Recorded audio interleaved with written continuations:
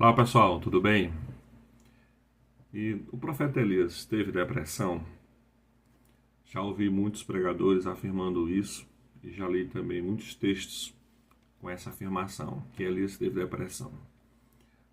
Essas afirmações, na maioria das vezes, são baseadas no primeiro livro dos Reis, capítulo 18 e capítulo 19, onde nós encontramos Elias diante de uma batalha contra os profetas de Baal, onde sai vencedor por meio de uma intervenção divina. Posteriormente ele é confrontado por meio de Jezabel, esposa do rei Acabe, e ele fica ali profundamente angustiado, triste. Isso no texto é muito claro, inclusive como sinal dessas emoções negativas, ele externa o desejo de não continuar vivendo. Contudo, nós não temos nenhuma afirmação nesses dois capítulos, nenhuma informação onde nós podemos encontrar categoricamente Elias ou o texto narrando dizendo que Elias teve depressão. Esse é o primeiro ponto, extremamente importante. A outra questão que eu considero importante nessas afirmações são os critérios clínicos, porque clinicamente falando, nós não podemos afirmar que Elias teve depressão. Existem critérios para o diagnóstico de depressão, como por exemplo, o tempo dessa tristeza. Elias ficou triste? É claro que sim, o texto é muito claro. Mas por quanto tempo essa tristeza?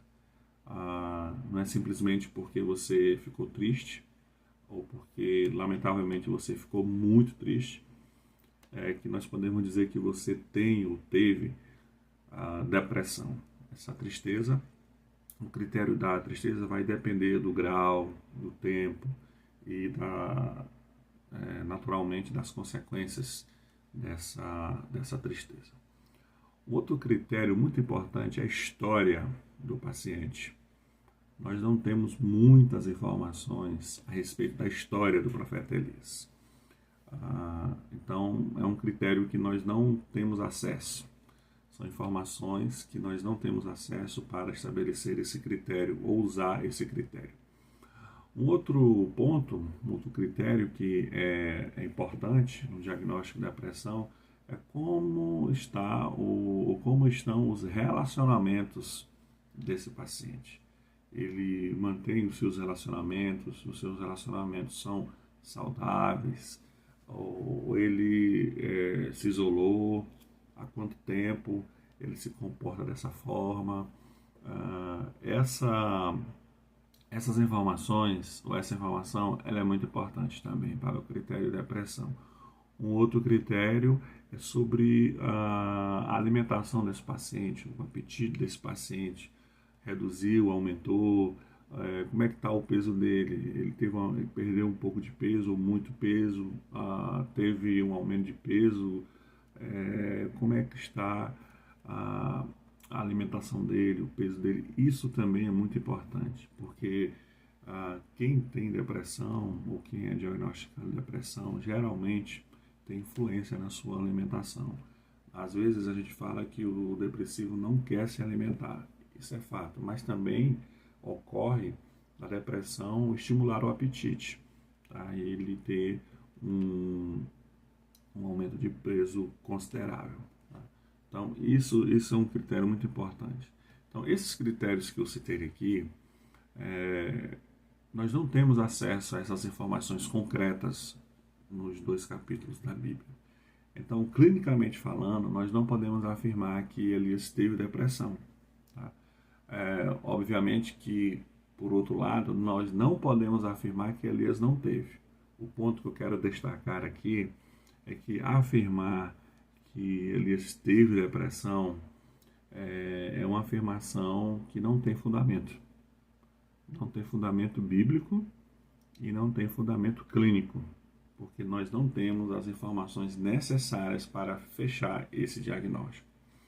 Eu quero encerrar o vídeo ressaltando algumas coisas. Primeiro, eu acredito que o verdadeiro cristão, o homem de Deus, a mulher de Deus, o verdadeiro cristão, o verdadeiro seguidor de Jesus, eu acredito que é possível sim que esse cristão tenha depressão. É possível que isso ocorra. Um outro ponto que eu quero ressaltar aqui nesse vídeo é que eu indico psicólogos e psiquiatras para cristãos. Não vejo nenhum problema. Dependendo da situação daquele cristão, eu não vejo nenhum problema em indicar. Porque eu acredito que um bom profissional, tanto na área da psicologia como na área da psiquiatria, um bom profissional, ético, técnico, estudioso, responsável, eu acredito que esse profissional pode contribuir, pode ajudar no que diz respeito à saúde mental de um cristão. Não vejo nenhum problema.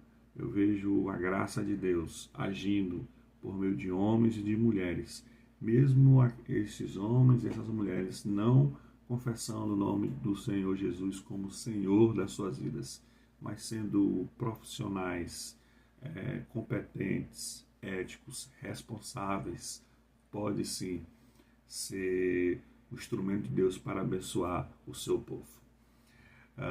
Desejo tudo de bom para vocês e é um prazer estar falando com vocês por meio desse vídeo.